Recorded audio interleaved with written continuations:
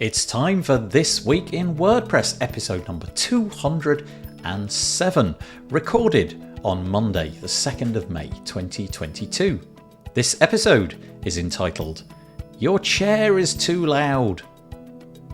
I'm joined to talk about the WordPress news for this week by three guests. I have Michelle Frechette, Stephanie Hudson, and Rob Cairns. There's a lot to talk about, some of it fairly contentious. We start off talking about some changes to Gutenberg. That's an easy way into the podcast episode. Then we talk about some new developments concerning diversity in the WordPress space. Things like the fact that there is going to be some new consideration for the people in the Apac time zone.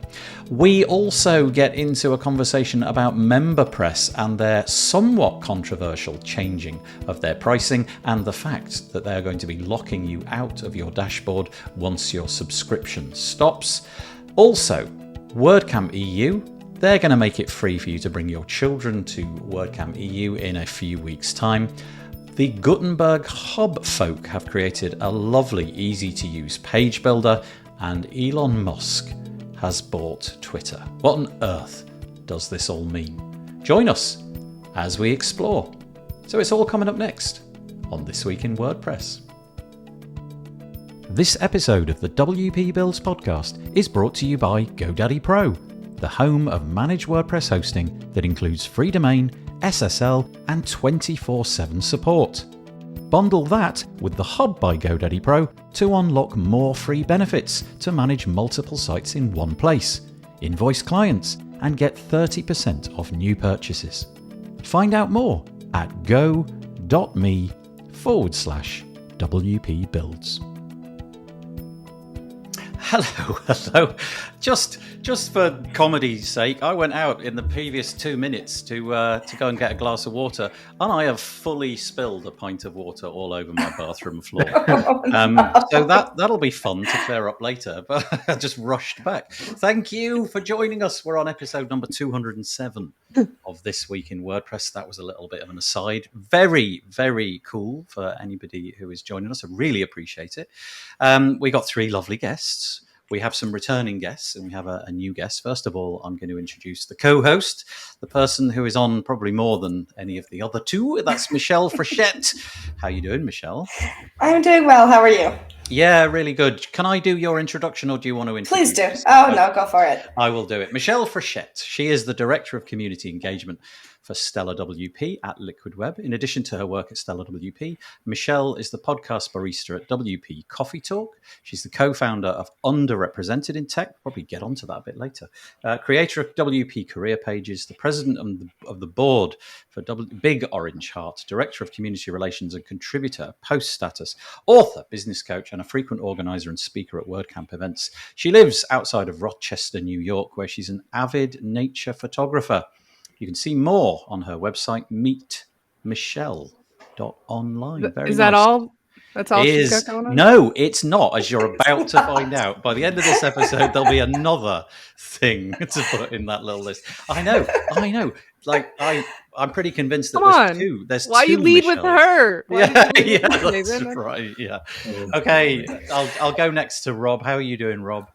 Doing well, Nathan. How are you today? I am good. It's Rob Cairns. Rob is the CEO and chief creator of Amazing Ideas at Stunning Digital Marketing from Toronto. He's the creator of the SDM Show podcast, co-manager of the WordPress Community Product Group on LinkedIn. That's a pretty huge group, isn't it, Rob?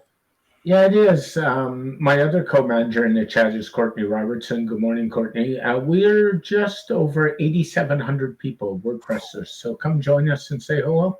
Yeah, I really never got into LinkedIn, and I only discovered LinkedIn, honestly, about 2 or 3 months ago. And I don't really engage there. I just opened it up in the browser, and I came to your group because you sent something to me, and I was like, whoa, that's enormous. So yeah, bravo for growing that. Does anybody love the fact that he says he's only just discovered it, like he'd never heard of it before? Oh yeah. I definitely heard of it. I just never log. You know those things. You know that thing when a new platform comes along and you log in and you make sure that you bag the URL that you want. I do that a lot, and then I just go quiet.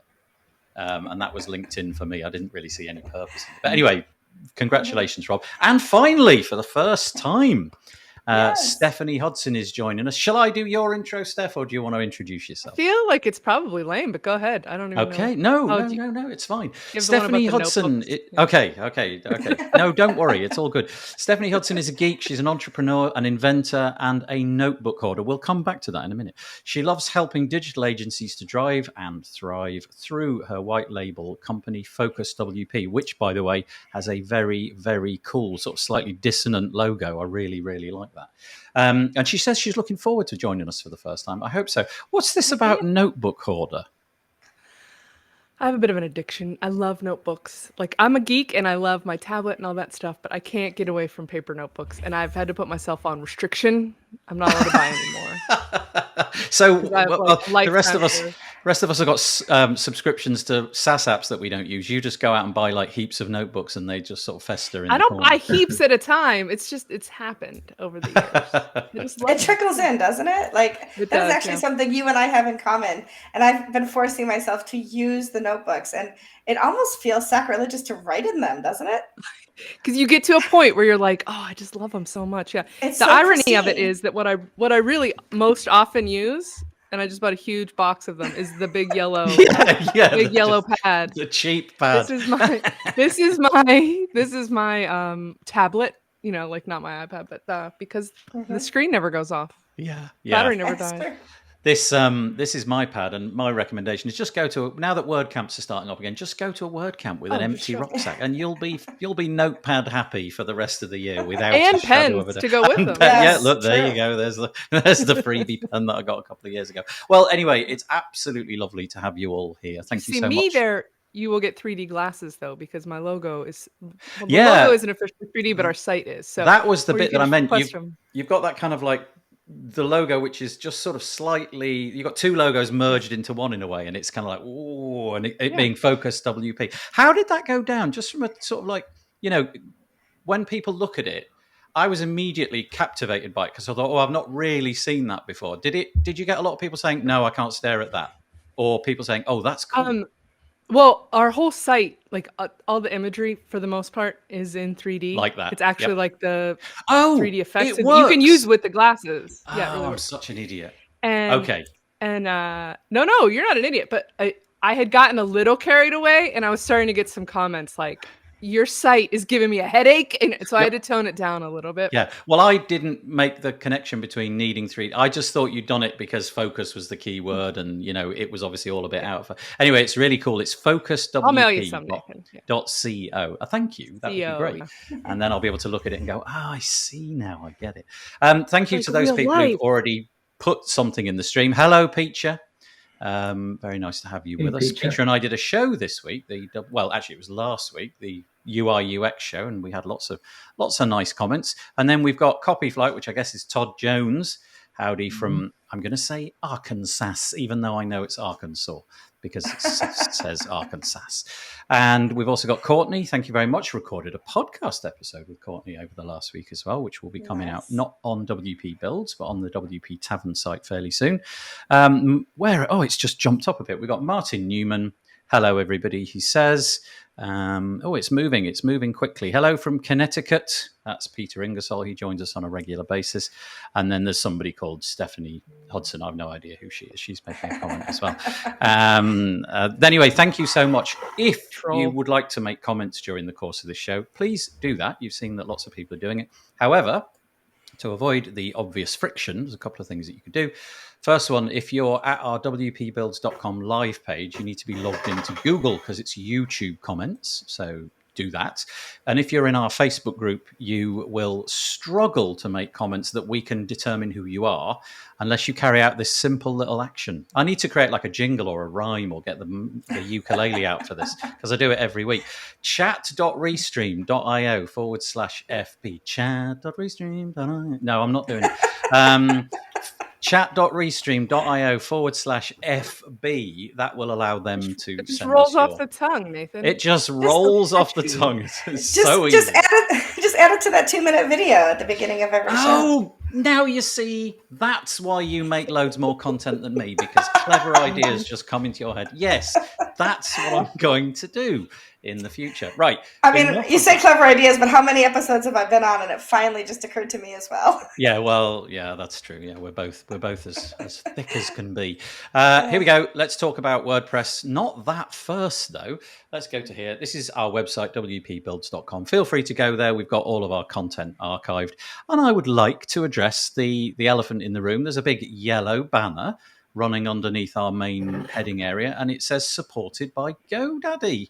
And that's the case. We've been very kindly sponsored by GoDaddy for basically the next 12 months or so. And whilst I won't make use of that every single week, this is the first week where it's happening proper.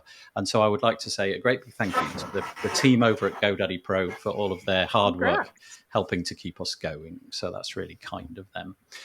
Okay, right. Let's get stuck into the news this week. Steph, just so that you know, we're all about interrupting. If you want to just sort of take over the conversation, just interrupt what I say. I'm totally happy with that. And in some cases, there'll be nothing for people to talk about. And in some cases, there'll be lots and we'll be interrupting each other a lot. That's fine.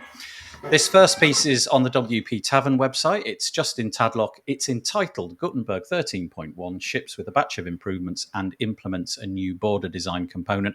I don't want to dwell on this. Very catchy title. Yeah, I mean, they're always very catchy titles. They do what they say on the tin. They tell you what they're going to be about.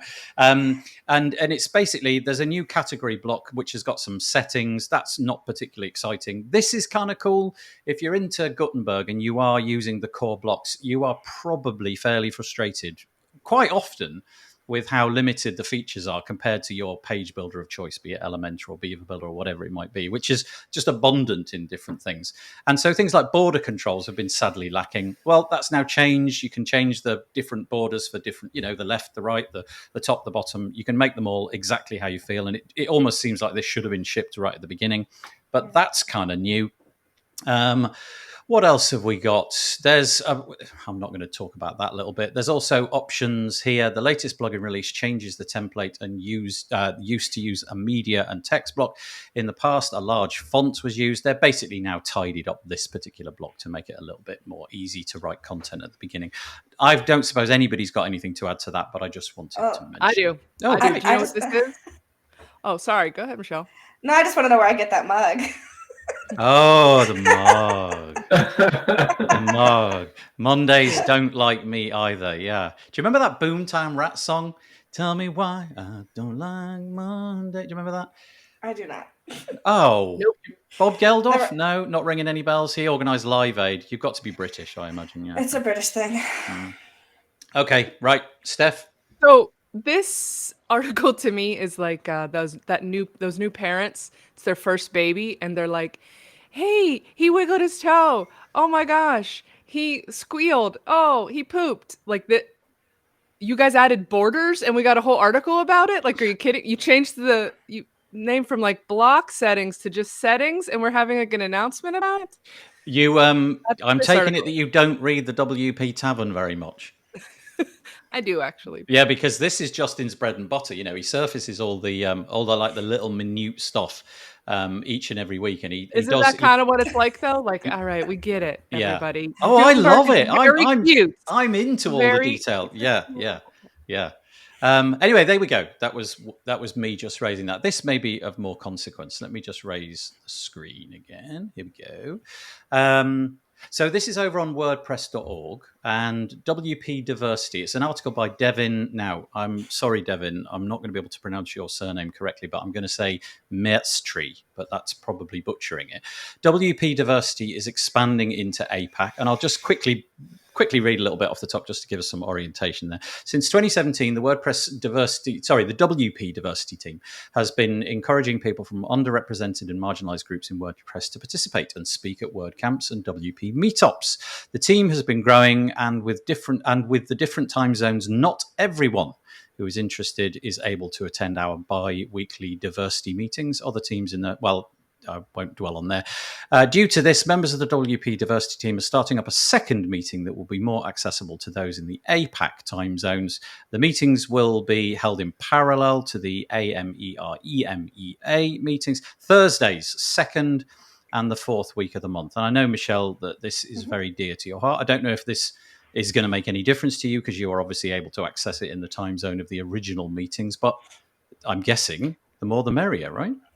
Well, in the true spirit of diversity and inclusion, more than diversity, making things like this accessible to people around the world is super important. I give a talk called Diversity in Tech is basically everybody's issue, and that accessibility is more than disability accommodation. Accessibility means that everybody should have access to the same things, and sometimes that means underrepresented people don't get the things that they should and don't have access to the things that they should. And so making this accessible on the other side of the world in those time zones is really super important. I'm going to ask Cameron, who's in our comments. He commented just a moment ago, so I presume he's still listening. Cameron, with being in Australia, how much of the community stuff do you have to stay up crazy hours for? So, as an example, you listen to this really regularly, but I'm guessing it's like 10, maybe 11 at night or something. In other words, it's super inconvenient. And I'm just wondering how much of the community in general. So I'm going to fire that one out to Cameron and see if he responds to that. And if we just sit and wait for him to comment. Yeah, all right, okay. Well, I'll tell you what. I'll bring out my ukulele and I will sing hits from the Boomtown Rats. Incidentally, it's not just me. Peter Ingersoll, he knows. Boomtown Rats are in my playlist. I'm with you, Nathan. Yeah, me and Peter. Right, okay. So, yeah, no, we won't wait for he said he actually says it's about 11 p.m. where he is now. Oh, okay. Yeah, he's 13 hours or 14 hours for me. 14 for me, so. But all of these different things, these sort of like things that we're doing, shows and the WordPress meetups, the Slack channels that are open. Do you miss out essentially on a lot of that kind of stuff being where you are? And obviously you're in the sort of same time zone as, equivalent to things like Bangkok and where the WordCamp Asia is going to be. He hasn't replied, but okay. Anything on that, Rob? Anything on that, Steph? No, I think it's an ongoing issue of being in the online world. I mean, I do seminars in Europe quite often. You're 5 hours ahead of me, Nathan. And I've got a marketer I follow actually in Australia, and his seminars are 14 hours difference. So I think it's just something, you have the problem no matter where you are. You just got to kind of figure out what works for you. I really think. One thing I think is so awesome that is like, this is such a good problem to have because we have a global network. Like we have this amazing global community. How cool is that we're exposed to all these different cultures and things, but it does make certain things difficult. For example, I don't wake up in the single digits, and yet here I am today just for you, Nathan. Oh, you are good. Yeah. I'm going to write you a song in the style of the Boomtown Rats. Listen, you can't keep teasing this ukulele without pulling it out sometimes. Anyway. I think it's really cool. It is complicated, though. It is complicated. I've got a group, and we try and do group things, and it's, there's just always going to be a slice of the globe that's asleep. So we have a reply hot in off the presses. Thank you, Cameron. I'll put you on the spot there, but you are, I think, our single viewer from that part of the world at the moment. Cameron says there's definitely an issue with how America-centric the global community seems to be. That's interesting. Things are either in the middle of the workday or middle of the night. Okay, yeah, so this is good then, I guess. It says here, here's the criteria really. They're saying you'd be interested in this if you are in the Asia-Pacific region, you care about diversity and inclusion in WordPress, particularly in Asia-Pacific. You are able to join meetings possibly 2 hours a month, and that would be split into individual meetings of 1 hour each. It makes the point that you could go and make comments about this, but I don't actually see any comments because I'm not logged in, because I'm in an incognito window, so I don't know if anybody has commented there or not.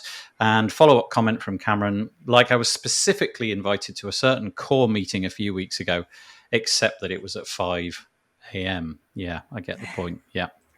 And then Christian Van Hoff. It's always beer o'clock somewhere. Yeah, I should never ever learn that fact, because if I could excuse myself. if it's not beer o'clock, you can whine about it too. Get it? I like it. I like it. I'm going to need a ukulele just for the din din din din. Wah, wah, All right, sort of sound. get the ukulele. Where I haven't is got a ukulele anywhere near me. It's downstairs, and actually, to be honest, I'm dreadful at playing it. So I'm. You need one of those little boxes where you can push and have like the different noises go off. Oh, do you know I have one of yeah, those? ding, ding, I ding, have ding, one of ding. those, and I How nearly am I not deployed it surprised? on one episode, and I just never did. Right, okay. Anyway, that's really big news. Very slow. Yes. Those sound effects things. Yeah, we're sort of making light around it, but it is big news, and It is good stuff. if you're in that part of the world, this is really important. So the article is over at make.wordpress.org. Just go search. It was on the 22nd of April. WPDiversity is expanding to Apac. Somewhat related to that. This I think is very cool and very clever, and it kind of sidesteps a bit of a problem that we've got. This is again WP Tavern. It's Sarah Gooding. WordCamp US trials new program connecting underrepresented speakers with sponsors for travel and lodging costs, and it's done in the context of WordCamp US, which is taking place in September later this year in San Diego. And there's a new trial program which is endeavoring to connect speakers from underrepresented groups with companies that would agree to sponsor their travel and lodging.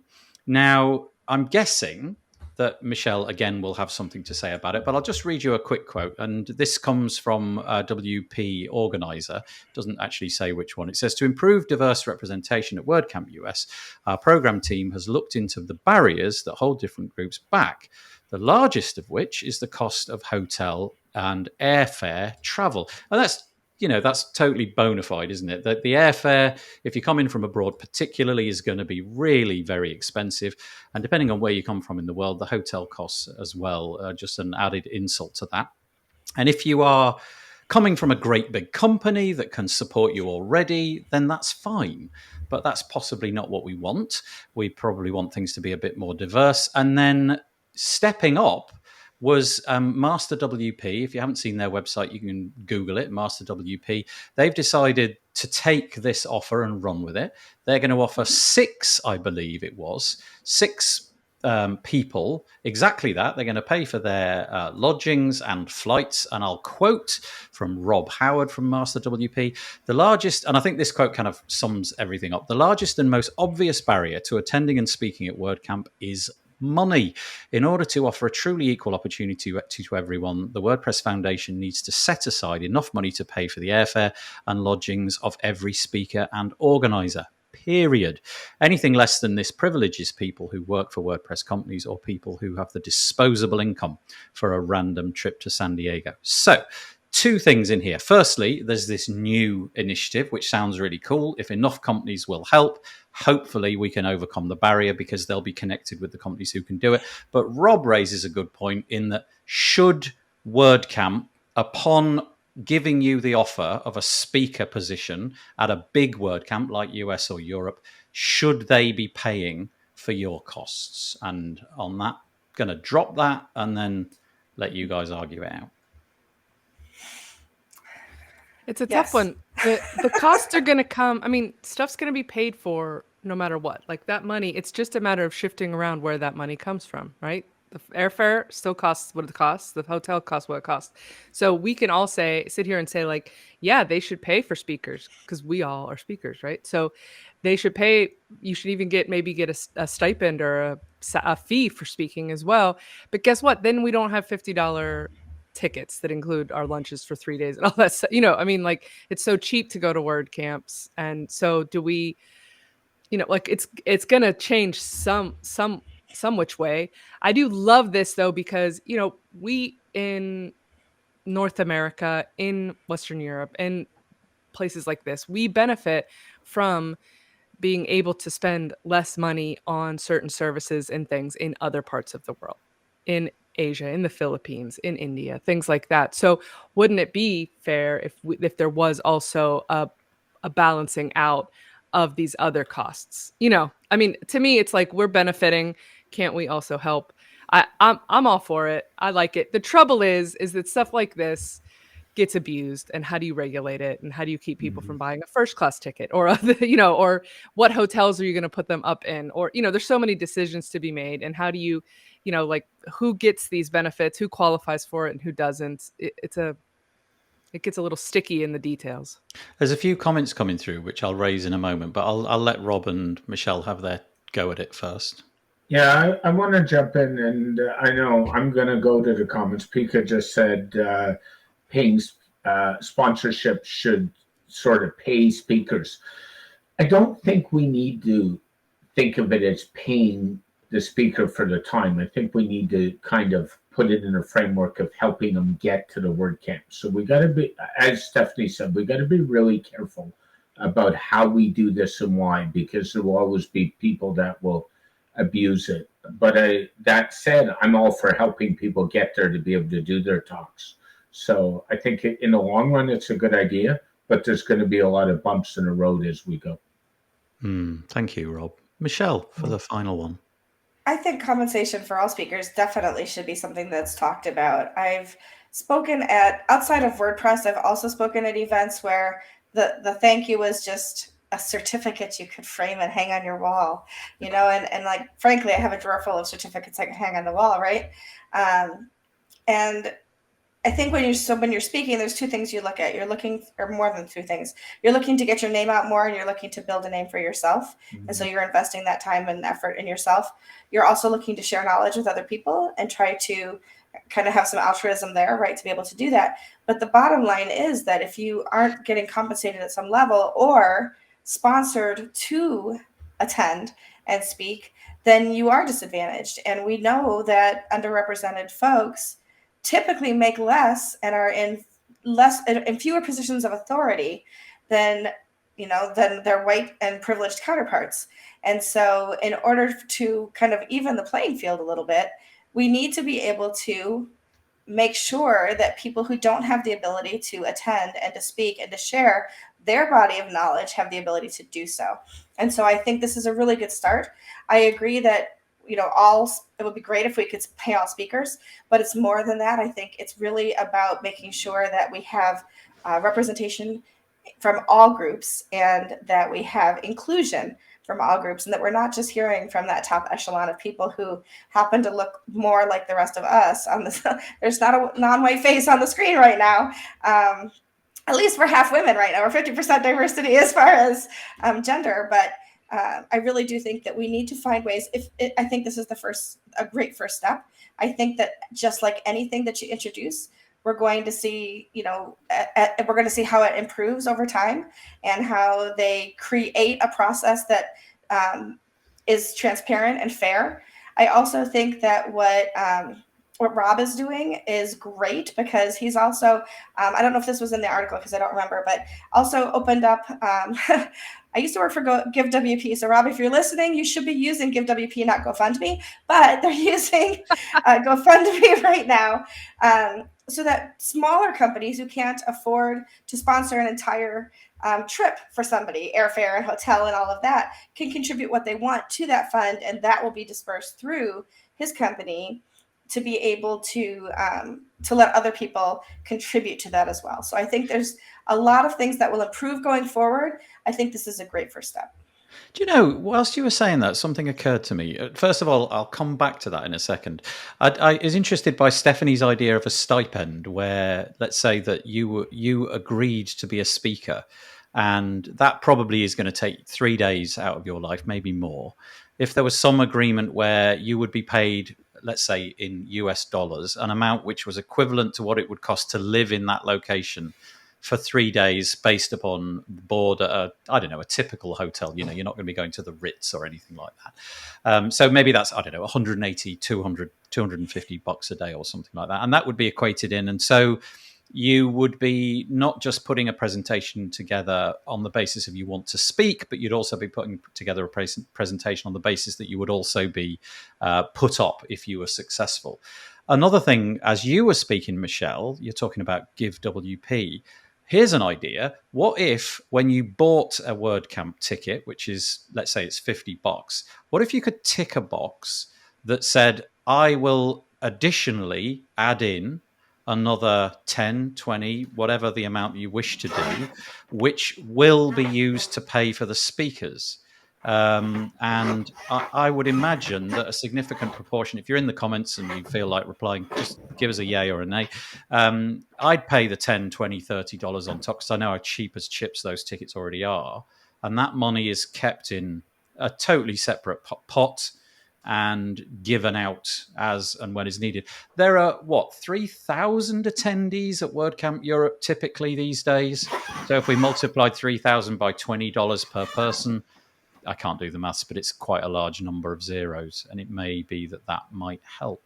Anyway, there you go. There's my Could idea. be. And I will say that there are some non-WordPress, but WordPress adjacent companies like the Adarim event last week. They offered to pay speakers. You could opt out of it if you wanted to. I recently put on WP Career Summit. You could opt out of that. You would be surprised. Sometimes it depends. No, some companies don't pay me. Some companies don't allow you to receive income from an outside source, and so there's that option. But the WP Career Summit, we paid a $200 stipend, and if you wanted to, you could have that money go to Big Orange Heart instead. So if you couldn't receive it, it could be sent to someplace else. And I'm trying to remember, there was a third one recently too. Oh, I think it's WordSesh also pays their speakers. So and these are online events, and so you're getting paid, I don't know, $200, $250 to speak, but it's honoring the time and it's honoring the efforts of your speakers. Yeah. So there's loads of comments coming in about this. Seems to be a hot topic. Firstly, we'll start with Cameron because he sort of kicked it off and got in early. He said it's a good start. So he's talking about the article where the companies are being linked up to the people speaking. It's a good start, but frankly, all speakers should have their travel and accommodation costs for all WordCamps, in my opinion. Okay, so he's capitalized all. So he doesn't just mean the big ones. He's talking about the local ones as well. Okay, thank you, Cameron. Interesting. And then Peacher's got a fairly lengthy couple of comments. I'll read them all out. Peachinary. I actually think that part of the sponsorship should absolutely go towards paying the speakers. This way we could invite speakers of relevance instead of relying on volunteers from the community. Good point. And then she carries on, which is great, but very limiting, as well as sometimes detrimental in a variety of ways.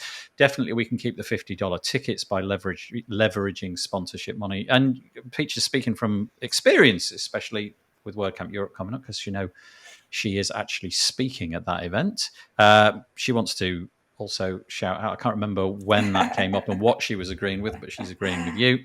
She just thinks I say everything right. It's just everything that you say. It's just a blanket statement. That's right, yeah. Andrew Palmer, hi Andrew. By allowing commercials before and after speaker presentations, more companies would take part, i.e. presented by so-and-so. Okay, so more Yeah, that's an interesting point. Do WordCamps, the live things, I like this idea. I like this idea because it's like, don't just put it on me because I'm attending. Like, I'm paying my $50 ticket to attend, and like they set that price. So why should I have to pay more to pay for the speakers? Like, isn't the $50 ticket for me to come and hear these speakers? So like, and Peach said it earlier too, like put this on the sponsors. Sponsors are getting tons of exposure and things like that. I mean, if they need to raise the ticket price, but don't make me volunteer. I don't know. Do you know what I'm saying? Like, I understand. It's a bit of an ask. Like, because if you raise the ticket $10 and you get 3,000, like that's $30,000. When I've attended pay for WordCamps, a few hotel rooms. Yeah, when I've attended WordCamps, there's been, there's obviously there's a real separation between the advertising area, the sponsorship areas, and the speakers areas, and the two are there's just no combination. You've got to be in a totally separate spot. And if memory serves, I can't remember, but I think the case is that you just step up, your presentation is introduced, and you begin speaking. There is no sort of like commercial area like you might find on television or something. So I guess that's Andrew's point, is that there might be opportunities, especially if it was on a live feed or something, with having those in there. I don't know how the community would react to that, but that's a really interesting point. Thank you, Andrew. And then Cameron's back again. I know there are WordCamps like that. They do community sponsors for like $20 more. Yeah, it's an interesting point. Anyway, if you feel that your company could contribute, then maybe just go and check out this article. It's WP Tavern, and there's links to the trial program in the first line where you could go, just like Joe Howard from Master WP did, and offer presumably a number of places. I don't know what that figure would look like, but thank you, Rob Howard, for doing that. That's great. Okay. One other thing somewhat related. Anybody heading to WordCamp EU? This is a nice little bonus. It's kind of related to what we've just been talking about. Free childcare will be offered to you if you're going to WordCamp EU. Now, I don't know if this was always announced or if they just wrote the blog post, but the blog post got written a few days ago, so it surfaced in my head. Maybe I proved it, so it wasn't on there before then. Okay, perfect. And do you know, Michelle, if that's the case, was this offer always there? In other words, was it always the bargain that if you came to WordCamp Europe, you could bring your children, or is that a new kind of I believe bolt-on? it's new. Well, in that case, thing, yeah. Bravo. There are tickets still on sale, and I don't know in what form that childcare will, what it'll look like. But basically, for the days of the conference, from the 2nd to the 2nd to the 4th of June this year in Porto, they will look after any children up to the age of 16, which is actually pretty generous. I don't know why 16 seemed like quite an old age to me, but when I saw that, I was thinking it would be the smaller children. But so you can do that totally for free. And if that's the impediment to you going, because you need to look after your children during those hours, maybe this is enough to get you to purchase that ticket. So we've done loads of work. What if I just feel a tantrum coming and I need a beanbag chair and some noise cancelling headphones? That's right. You are over 16. You will have to find your own timeout room. Gotta bring your own. Bring your own little soothing device. It's called your hotel room. Yeah, no, it's called the bar. Right. Definitely called the bar. Right. There's some more. Andrew, I'm sorry, we've sort of moved on. I'll show it. It's Andrew back again about the sponsorship. Sponsors are really limited in what they can do to advertise their business. It's almost a courtesy payment in my view. Okay, yeah, thank you. They are very much separated, aren't they, at WordCamps? There's a big red line you must not cross. Okay. Right, are you ready for this week's WordPress drama? Are you all buckled in? Because yes. I think this one is about as big of a doozy as we've had for years, frankly. It really feels like this has got a lot of people angry. And here it comes. Right, ready? Everybody take a moment, be calm. The world is not going to die. Nobody's going to die as a result of this, but it's important that we raise it. Back on the tavern. MemberPress. That's probably all I need to say for this audience. The word MemberPress. MemberPress plugin is locking out users after support license expires. Right. Firstly, caveat. I've never used MemberPress. I have no idea in reality, other than what I've read, what is being hobbled. So forgive me if I stray into territory and then I turn out to be wrong. But the broad brushstroke that I've got from this is that the membership plugin MemberPress, from now, if you have a license and that license expires, rather than the plugin just carrying on working, as most plugins do, and you just lose perhaps updates and support, the code has been rewritten in such a way that they will actually limit the functionality. They will stifle, hobble, stymie, and other such words what the plugin can do. In other words, it feels a bit like a SaaS product where, your sub for the month has come to an end. You haven't decided to carry on. It goes away. It becomes useless to you. You can maybe log in and update your billing instruction, but that's about it. So this all began on Reddit when somebody with a Reddit username of Hamsternose opened the discussion, and they said, I quote, "I just discovered that the MemberPress plugin has changed its subscription model and will now cease to work the second your license expires, and you need to reticence it to working again." That seems like the wrong word, but never mind. "This is my first WordPress plugin I've come across that works this way, blah-de-blah-de-blah." Okay, and then there were some other things which came along. This is somebody talking about the policy on the admin screen. Essentially, you'll be able to keep using MemberPress on the front end of your site indefinitely. So hold that thought. It will keep working on the front end when your subscription ends. However, you won't be able to access the plugin admin screens or functions unless you renew. Now, this kind of, I didn't really work out the importance of this, and then Sarah Gooding summed it up beautifully. Cutting off access to the plugins admin screen leaves users without the ability to manage the membership functions of their sites if their subscriptions lapse. This prevents users from doing things like issuing customer refunds, adding new members, managing memberships and site activations and other actions. Well, you can imagine how this went down. I didn't find much in the way of support for this. There lots and lots, and I mean, 30 comments, and on a WP Tavern article, that's a pretty good number of comments. And if you read through them all, mostly they are saying, "What? Good way to lose customers. I can't believe this is happening. Why have they done this?" And then, the odd one sort of throwing in, it's their business. They can do it. It's their business. They can do what they like with their business and so on. But it is definitely unusual. I'm going to drop that bomb, and now I'm going to back away and see what all three are. I am almost certain I know what you're going to say, but let's see. No, you don't. So here you go, Nathan. So my take on this, now, people need to understand I come from a corporate world before I got into WordPress and marketing. And in the corporate world, we pay for licenses for machines, we pay for licenses for operating systems, we pay for a license for everything. And there is a support cost to supporting all this stuff one way or the other. So where I stand is it depends on what the terms of the plugin were when you bought it.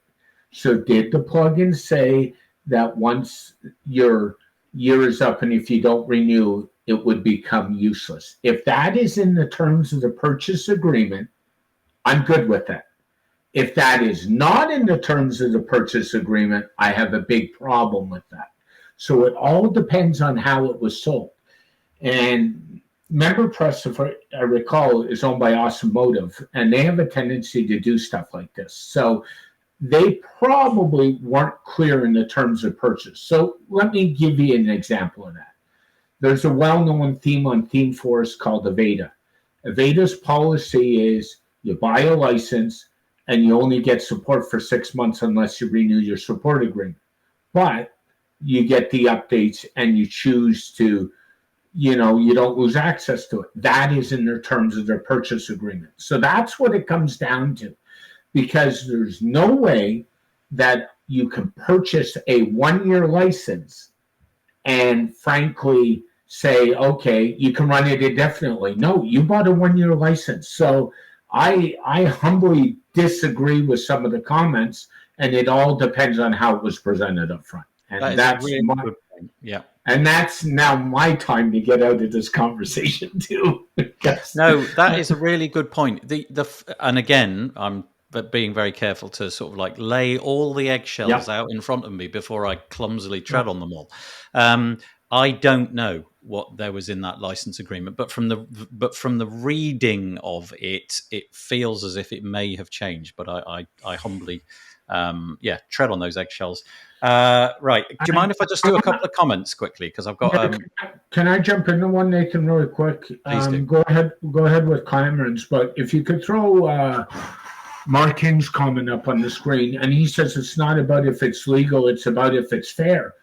If it's in the purchase agreement and you don't read your contract, that's fair. I'm sorry. I humbly disagree. I've been through it with clients over the years. I've been through it with other people, and they sign something or they agree to buy, and then they say it's not fair, but you agreed to it.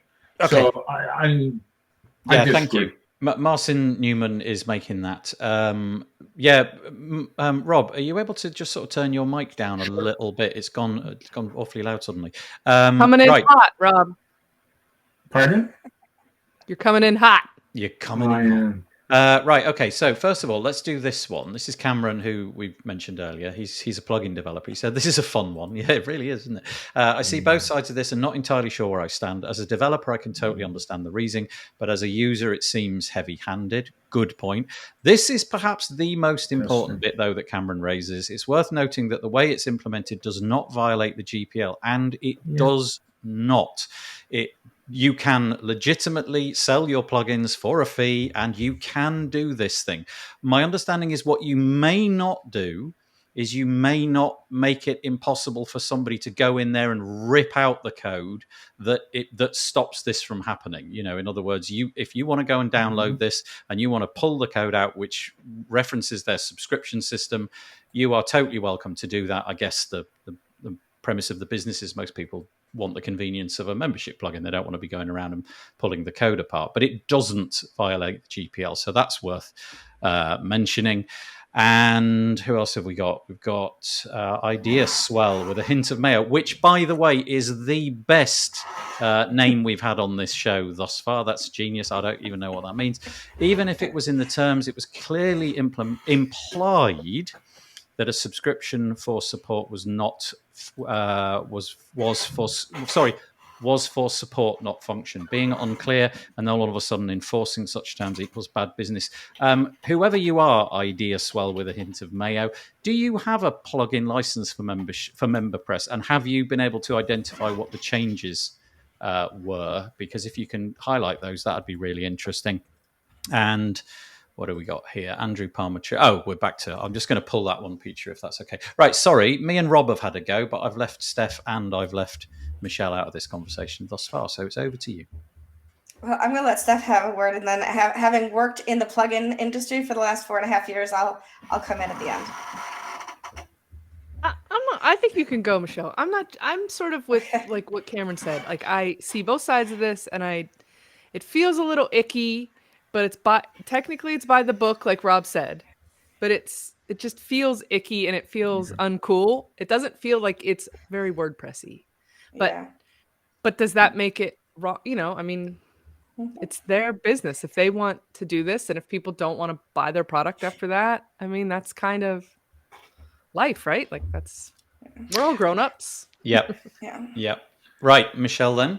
With your plugin company hat on, let's hear it. Yeah, so for almost 4 years, I was the Director of Customer Success for Give WP.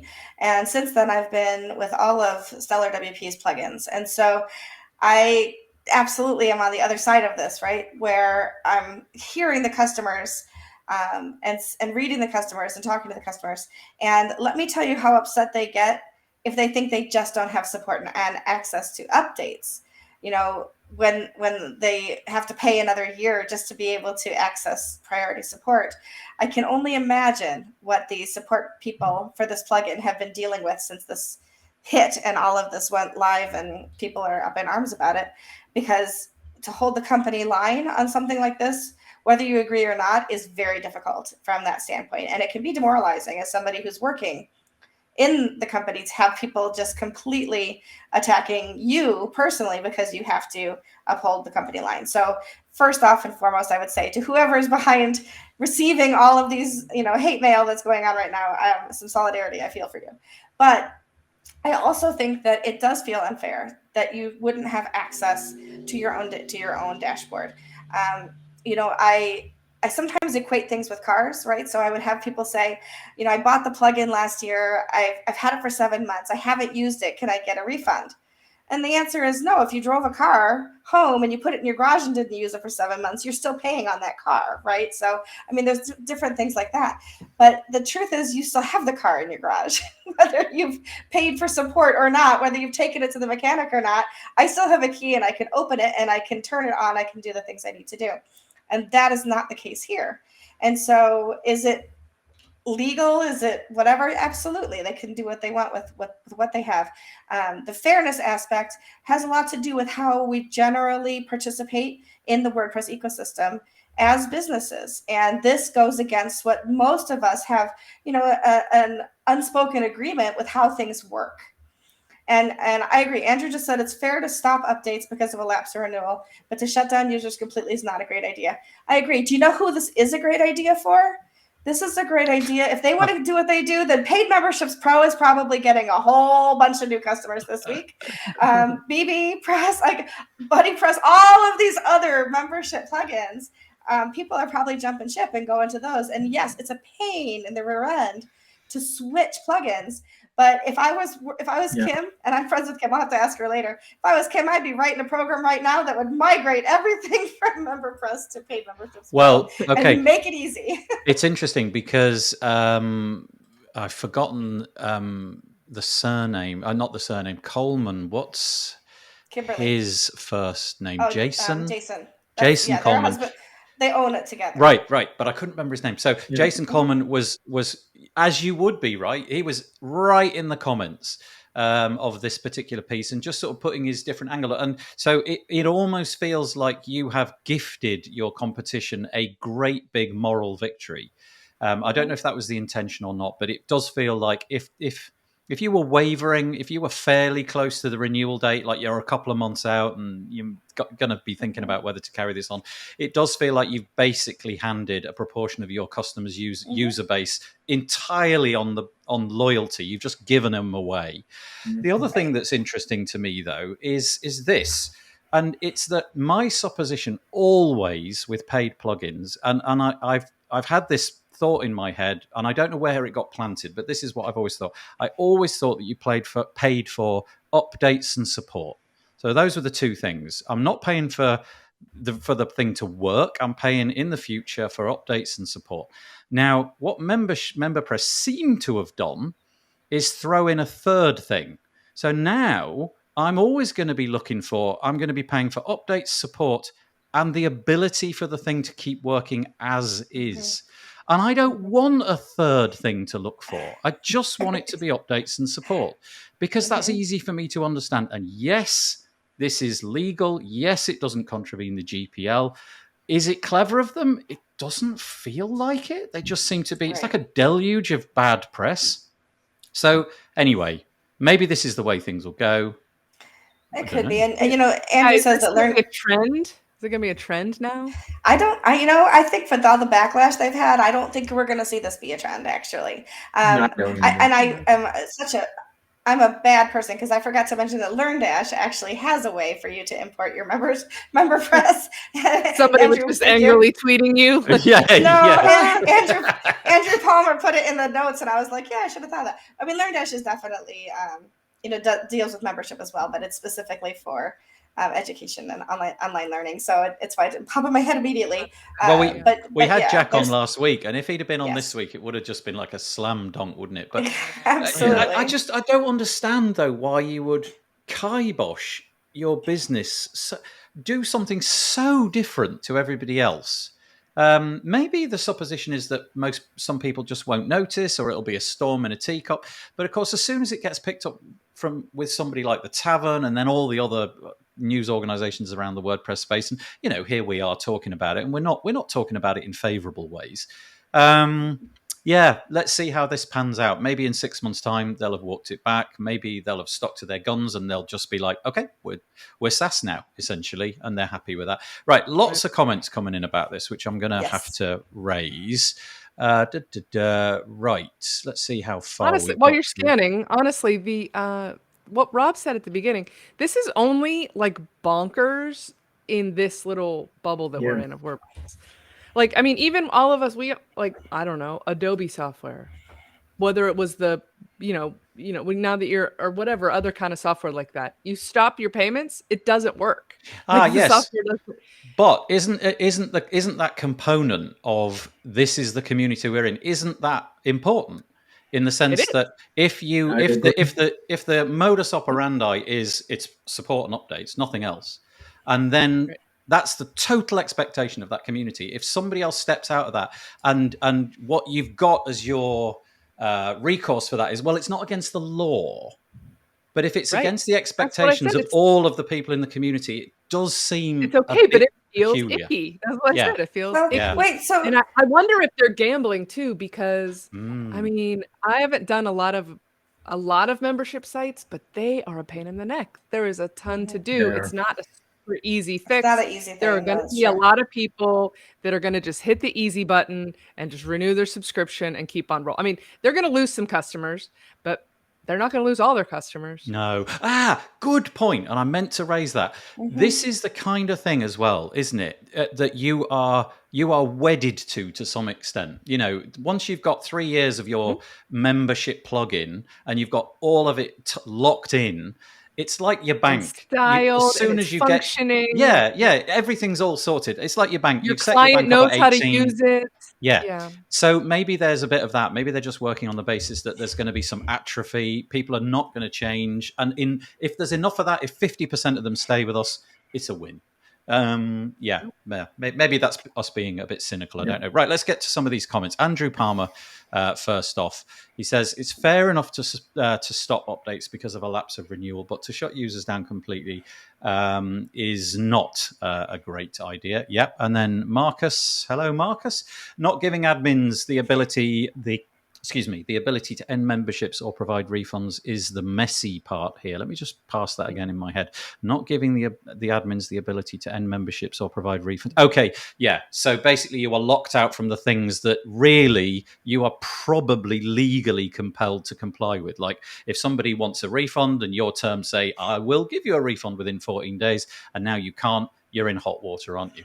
I mean, realistically, you can always give a refund through your payment processor, right? Point. You can log into Stripe, you could log into, but it's messy because now things aren't matching between your two programs. Yeah, not adding new members is fair. Not being able to help paying customers is tough. Okay, so yeah, you can sort of see it from both sides there.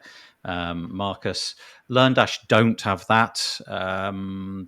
Excuse me, I'm struggling to keep up with the comments this episode.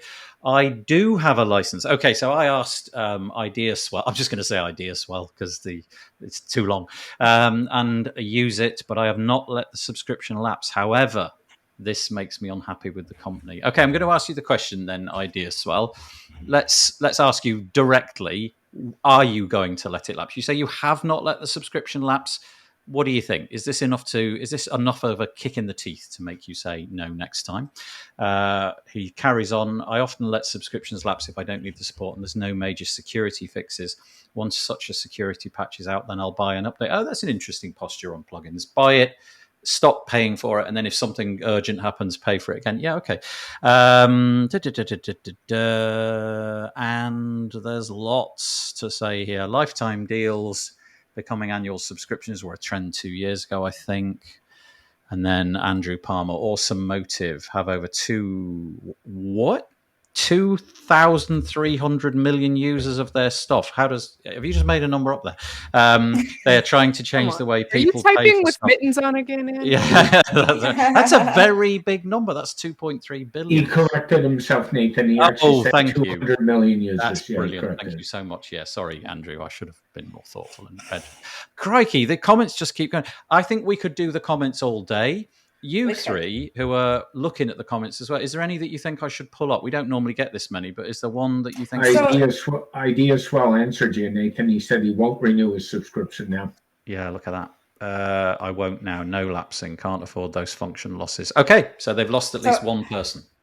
I made a comment about that, that there's an expectation within the community that these things don't happen. And Cameron did respond and say it might not align with the expectations of the community, but a few years ago, the expectation was that plugins are free.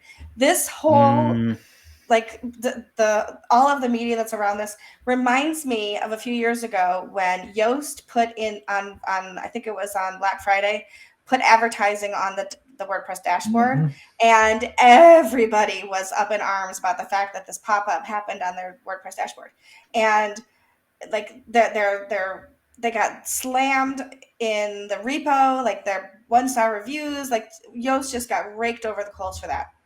What do you see now every time you log into your WordPress dashboard? You see advertising all the time. Yeah. And so even though we were all up in arms about it back then, I'm constantly I have to scroll down to get to the actual content on my dashboard if I want to see it, because there's so many different things that are layered in there now. So Cameron may be onto something. Yeah. No, look, in an about face, he's changed position. No, sorry, I won't let it lapse, says Idea. I will renew. I cannot afford the function losses. Okay. So you are going to let it renew, but it sounds like it's pretty grudging because you've said, I will renew. I cannot afford the function losses. So you're over a bit of a, what's the word? You're over a barrel. You're feeling a bit cheesed off, but you're going to renew anyway because they got you. And there's just too much time. It's starting to feel like Saeed is the Elon Musk of WordPress, though. Yeah.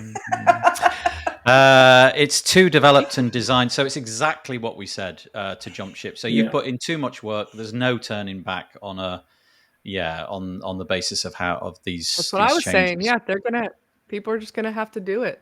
They've got to. Yeah. But I also think moving forward, like plugin developers, companies, and I've been on this Terravite too, despite what I said, have to think about what the community wants and what they don't want. And I'm a very big person that if I don't like the way a particular company is treating the community, I will not deal with them. So I think in the WordPress space, we're so community focused that we got to get these companies to kind of think about what the community is looking for. And I think that's the important fact. The other important fact in this one is communication. I don't think the communication around this has been very good. And I think this is where a lot of this stuff breaks down is companies don't want to communicate properly. And that's a big issue. Michelle, you were just Yes. mentioning about the ads from Yoast. I Yes. keep honestly this plugin. It's not even a plugin. You know what I'm going to say, Rob. I guess you know what's coming. This is Ross Wintle's fabulous Google Chrome. It works in Brave. It works in Firefox. It's an extension to your browser. I'm just going to pop it on the screen. I keep plugging it.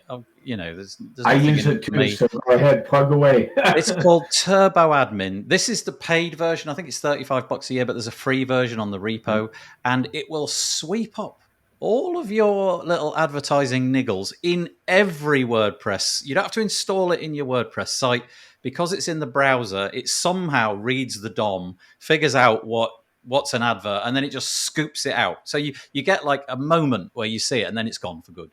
But it's still there. It's still there. If you want to access them, another little panel is added to your admin, and you can see, I think it says something like notifications or something like that. So highly recommended. It's really working well for me. It does a whole load of other things. If you've got it's got like Spotlight, which you've got on the Mac, where you can just start typing and it will take you to that bit of the WordPress admin and a whole bunch of other stuff as well. So highly recommended. Turbo Admin. Will it get rid of the WordPress 5.9 balloons? Because why?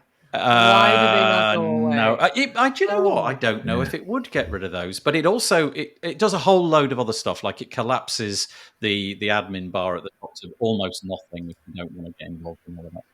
Right, comments are still coming in thick and fast. Anything of interest there? Sorry, I've been talking. I haven't been watching. Rob, Michelle, Stephanie, is there any comment that caught your attention? If not, we'll move on. I think we've beat it to death. We have. We beat this one to death. Okay. Righty ho. Oh, from things which trouble us to things which make us extremely happy. Munir Kamal, who is just he's like Michelle Frechette. He just doesn't seem to sleep. He's just doing stuff all the time. He's launched what can only be described as a sublimely cool project. It's called now I forget what the thing's called, but his general project is called Gutenberg Hub. This is Justin Tadlock talking about this new project. What you can do is you can go here, and it's builder.gutenberghub.com, and it was released just several days ago. So at the moment, the options are probably not as expansive as they're going to be in the future. And what you're seeing, for those of you who are listening to this on audio in a couple of days' time, basically you get a UI which involves a menu on the left, the screen in the middle, and a navigator on the right. The menu on the left categorizes different block patterns that you might throw into a page. So, for example, there's options to look at buttons, and there's options to look at columns, featured, gallery, header, images, and text. So what I'm going to do is just live, I'm just going to throw a simple sort of website together in a space of a few seconds. You find something that you like the look of. So let's throw in a quick gallery. Let's go for that one. Oh, that one seemed to break it. There I am raving about it, and my browser seems to have died. But the principle is that you go in, you throw in the bits and pieces that you like, and then once you've got it, you click copy code, go to your WordPress install, click Command or Control V, and all of it comes along instantly. So in other words, you can build something in seconds, take it to your WordPress website, put it in, and then tweak the settings to make it your own. Change out the colors, change out the typography. It's so fascinating. And then there's a little inspector top right where you can sort of reorganize things and make things go down that were once on top and so on. Totally free, utterly worth looking at. builder.gutenberghub.com. And I don't know if any of you had a chance to play with this. I probably showed you everything that it can do. You get the idea. What do you think? I want to see like the code. Can you paste You it? do get to see the code. So the way it works is, I say you get to see the code. The way it works is you go to copy code, and then you would go to your WordPress website and paste it in. Alternatively, if you want, you could go. I'm not going to be able to show this on the screen, but No. I mean, I just want to see it. I know. Yeah. So basically, I've just copied and pasted it into TextEdit, and it is just it's core blocks. So for example, the one that's a list has the comments of WP list, and then it's got all the bits in the list, and the buttons are WP -buttons, and so on and so forth. It's really lean, but obviously it brings along the styling with it, so it has the padding and all of that kind of stuff, so that you can then play with it in the settings of your WordPress website. But it's literally the block code. It's very, very straightforward to understand. It's beautifully done. But I wish I could show it, but I can't. I guess I don't get it. Why can't you just build with the blocks? You can, but it's done for you, and it's just as a kind of as a beginner. You know, if you've never done anything like this before, kind of yeah. And also, have you tried to build layouts like this with Gutenberg blocks? It is not straightforward. It's fairly time consuming. You'll make lots of errors. And if you come over here and look at Munia's pre-built ones, you can then go, oh, okay, that's how you do that kind of thing. So for example, there's a good one here. There's a footer.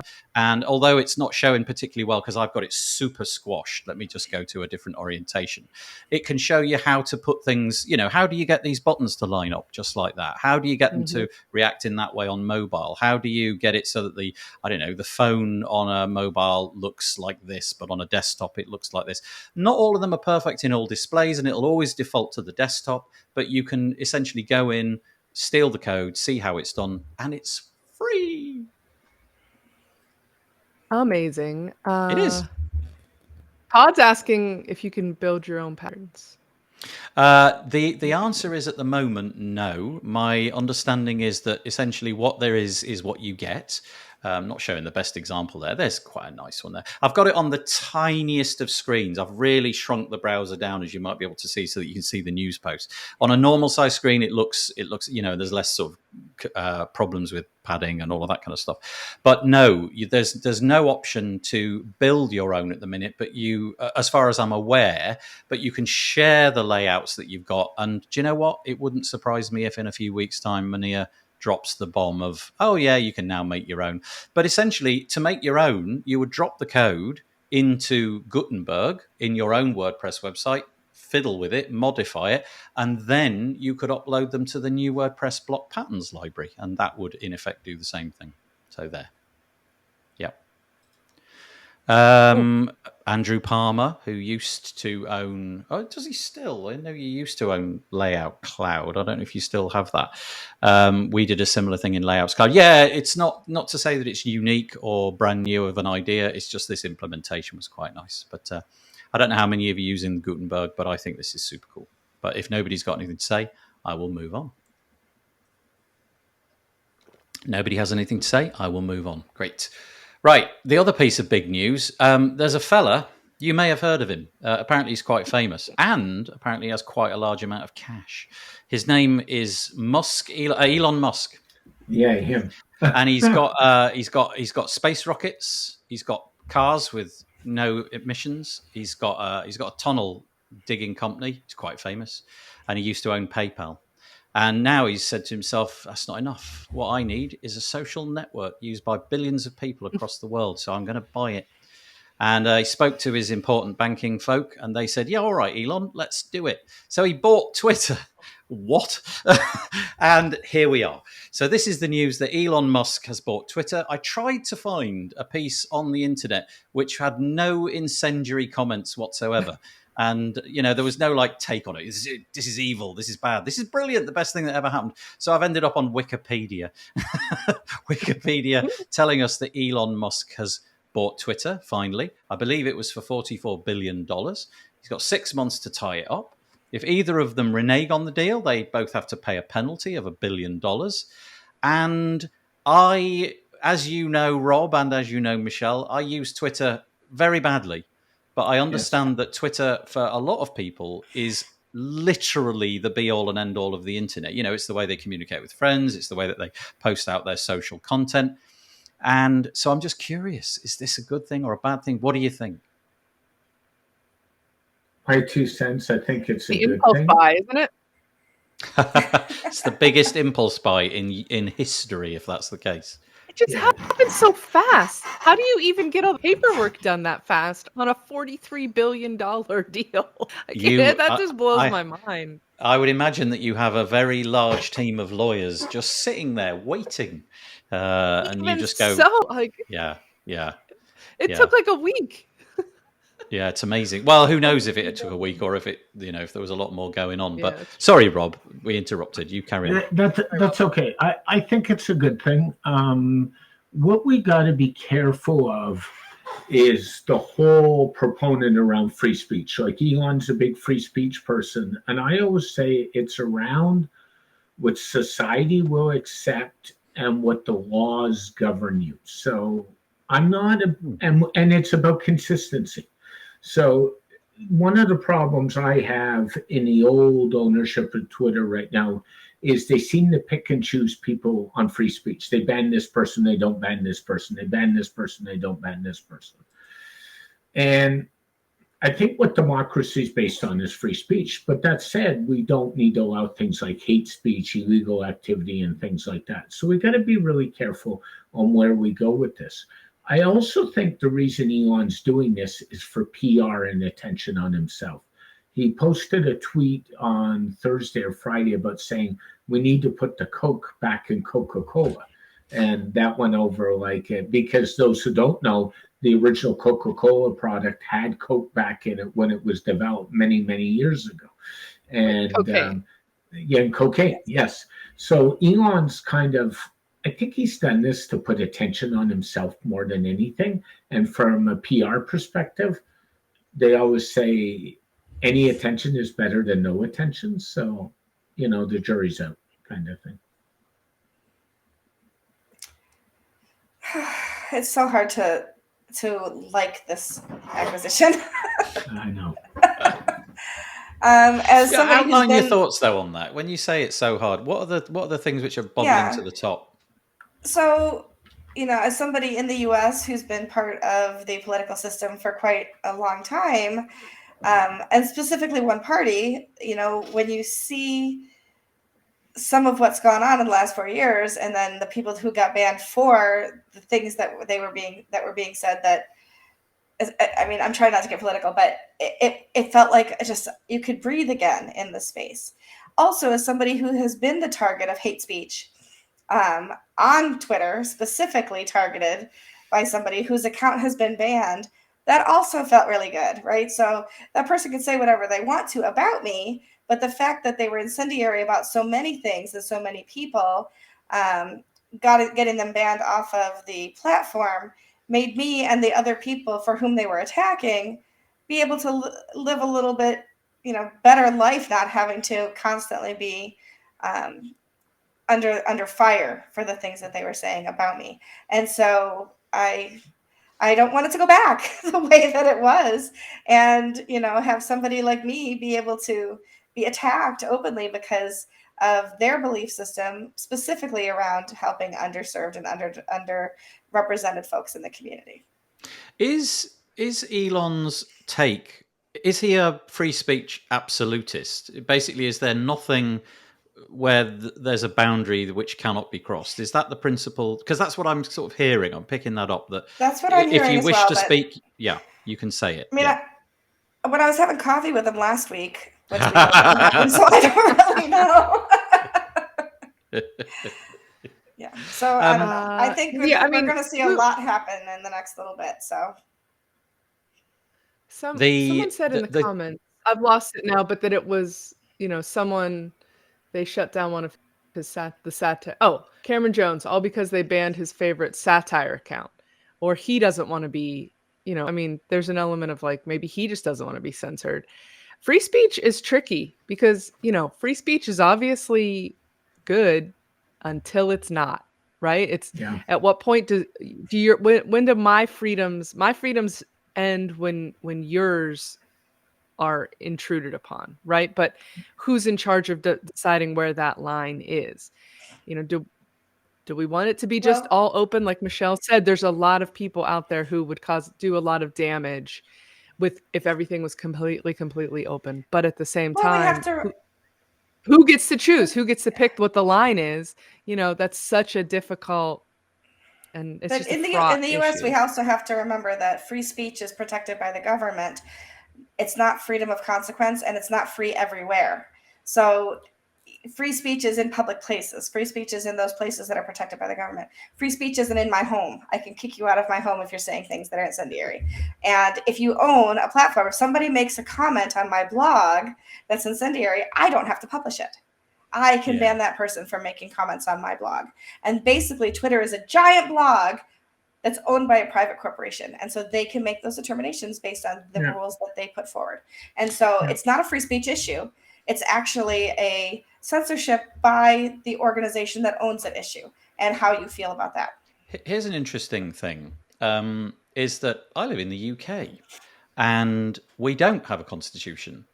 And I'd be kind of interested to see if there needs to be a second Twitter, one which is permissible in the UK. In other words, I don't know if this is going to be admissible. So let's say, for example, that Elon, with his 128 bazillion followers, decides that I am evil incarnate and he comes after me. I suspect this is quite likely to happen after this show. And oh dear. And I don't know if under UK law he can do that kind of thing. I don't know if just because it's made in North America, does it mean that it can transport itself into all other parts of the world? But, I have such a poor relationship with Twitter anyway. My feed is essentially full of WordPress stuff. I don't get harassed on Twitter, but I listen to podcasts about the problems with social media and so on. And it would appear that if there's a social network which can be bad for you, Twitter is potentially the one. You can be at the receiving end of dozens and dozens of incoming streams of hate and awful things happening. And it just sort of worries me that if it's all down to this one guy, I don't really know what to make of that. By the way, quick plug, WP Builds have a rival Twitter platform. It's called Mastodon. It's free and open source, by the way. And it's a federated version of Twitter, basically. And if you fancy joining us, just squeeze this in. WP Builds Social is what it's called. The URL is wpbuilds.social. It behaves a lot like Twitter, but you can delete stuff and it doesn't have a permanent record and all of that kind of stuff. Anyway, if you fancy joining that, you can. I don't know what the answer is. There's a few people in the comments sort of saying that I think time will tell. Yeah, time will tell. Best stay off Twitter for me. That's one thing about Elon. You just never know. No. Let's just remind you all that the block feature still works. The unfollow, the mute, you can mute certain words, you can mute certain phrases. So you can make Twitter a better experience for yourself just by employing the tools that are already there. Wasn't there something about an edit button? I heard that there was this talk about putting an edit button in at some point. That was a big thing. You can right now, but only if you're willing to pay a monthly fee. Mm-hmm. Oh, is that Twitter Blue? Yes. You need Twitter Blue for the edit button right now. I've already got it. But here's the thing. We got to allow people to edit posts because we do on other platforms. So what happens if you do a typo? I've done that a million times. So. Yeah. Delete it and repost it. I was listening to a podcast called This Week in Google. It's a totally brilliant podcast. It's on the Twit network, by the way. And they were making the point that a lot of the embedding of Twitter is done on really big news organizations. Like the BBC will quite often embed a tweet of an individual. Let's say it would be POTUS or something like that. Well, what if the thrust of your argument is made more concrete by the thing that you embedded, and then they go and change it and completely about face. You've embedded on your website a comment which now is completely contrary to the thrust of your argument. And honestly, how are you going to police that? That's going to be really tricky. Screenshots are always better than embedding. Yeah. Other people's content. Yeah. Embed your own content. Don't embed other people's content. Yeah, interesting. Yeah, okay. Anyway, there we go. Elon Musk has taken over Twitter. You can learn about it by going to Wikipedia. It's probably the safest place. All right, Rob, we're going to share a couple of homegrown pieces. This one came from Robbie. Wanted to mention this one. Why? Stop Google from showing your personal info in search results. Tell us about this. It just seems to be a concern with people that are privacy advocates, that they don't want personal info. They tend to overshare. So I always say sharing starts with you. So if you really don't want it out there, don't put it out there. But I found this was a interesting article just to kind of show the convoluted mess you have to go through to get your personal info removed is a good way. So this is for people who find themselves with content online about them, potentially, and they think, actually, do you know what? I would rather that the internet didn't know about this. And you would hope that you could go out there and have a right to be forgotten. But of course, it's not that easy. And so here we go. This is what you've got to do if you want Google to have a look at your request to remove stuff. I'm quoting from CNET now. Getting search result links taken down isn't automatic. In general, you have to file a request, include a URL of the pages hosting your information, as well as search pages that surface those links. You may also need to include screenshots of the information in question. Here we go. Google then evaluate your request, taking into account if the removal would limit access to publicly available information or if it's broadly useful, like a news article. Rob, do you know if this covers stuff that's written about you? This isn't necessarily just stuff that is written by you. This could be, I don't know, a website that just decides they want to take me down and writes horrible things about me, and I would like that to disappear from Google. Does it cover that as well? Yeah, but it's not going to cover that because that could be newsy information. So if it's like the London Times or the New York Times and they say so-and-so is A, B, C, and D, that could be a news article. So you got to... I don't think that quite falls under the realm of personal information. But I think people, coming back to this whole thing, I think it's a great idea, but I think personal information, it really starts with you, what you want to share and what you don't want to share. Yeah. Yep. Well, thank you for sharing that. This is a topic close to my heart. I love this kind of stuff. I'm sorry that we've got to crowbar it in at the end because I've been droning on too much about MemberPress and Elon Musk. But we'll finish up with our last one today. This is Michelle's piece, unless Steph has got something she wants us to share. But this is, look at this. Get Hired, Careers in WordPress by Michelle Frechette, who, as we know from the introduction, doesn't do very much. She's got a lot of time on her hands. She needs another project because, I'm actually on vacation this week, and which is why my lighting is terrible. I'm in an Airbnb in the middle of central New York on a photo vacation, but it's raining today, so I'm here instead. Thank you. So what's this about? Get Hired, marketing jobs.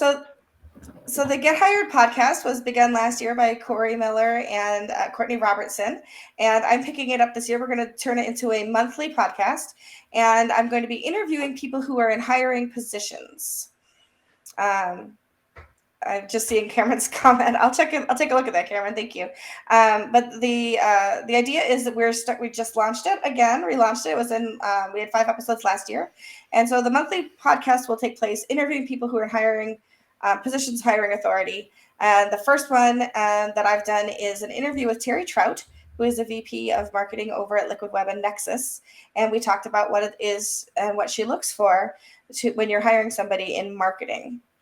Okay, so the podcast isn't necessarily a platform for people who have a job to come on. It's more about or forgive me, I could be misstepping here. Is it more about here's the kind of things that it would be good to put out in the public arena if you want to hire people successfully in the WordPress or space? if you're looking for a job. So Right. the idea is, so Terry and I talked about what she looks for when she's hiring somebody in marketing. So if you're somebody looking for a marketing job, the advice that she lays down in that 26 minutes or whatever it was is very important. So you can think about when you put together your resume, when you're talking to somebody in an interview, what are the things that put your best foot forward if you're looking to get hired in marketing and WordPress?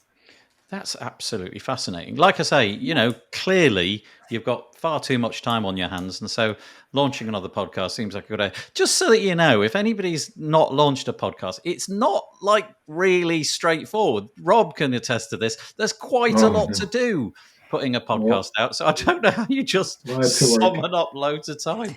Well, I interviewed her on Thursday morning, and then Friday I recorded my bumpers and figured out how to marry it all together, put it in to be published live this morning since I'm technically on vacation. So it published itself at 8 o'clock this morning.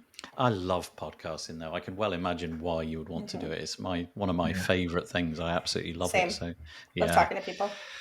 Steph, I've been starting one for a year and a half now, and it's do you know what, Steph? That's the hurdle. Get 2 or 3 episodes done and just stick them out there, no matter how good or bad you think they are, and then get some kind of momentum. As soon as the momentum's going and you've got a few out there, there's something that kicked into gear with me. I was exactly like you. I just couldn't quite summon up the energy to start all sorts of things. And once I'd got like 2 or 3 recorded, it was like, oh, it's a thing now. Off we go. And I've start saying words like bumpers, mid-roll. Yeah. It's all about the vernacular. Like, if you start talking about that, like the bumpers. Yeah. All right. Bumpers, mid-roll, like those kinds of things. As soon as you get those in your vocabulary, tell me what mid-roll is later. I can tell you what mid-roll is. Yeah, that's fine. Right, okay. So we are basically bang on the money. We've done 1.5 hours. I really appreciate the deluge of comments. There's been absolutely loads today. Really appreciate it. I know it was a hot button topic, the member press bit and the Elon Musk bit, but I really appreciate you showing up. Thank you very, very much indeed. We will repurpose this piece of podcast, this video content as a podcast. It'll come out tomorrow at 7 a.m. UK time. Stupid o'clock. I don't know why I ever did it then, but that's what I decided, and I'm sticking to it. So it'll come out then. So if you're into that, wpbuilds.com/subscribe, you will be able to get your hands on that each and every time we do this on a Monday. Right, Steph, you don't know about this, but I'm about to cause great humiliation. Because Rob's there. Look, he's totally got it. We do this wavy thing at the end so that I've got a piece of album art. Steph. Oh, now Michelle. Yay!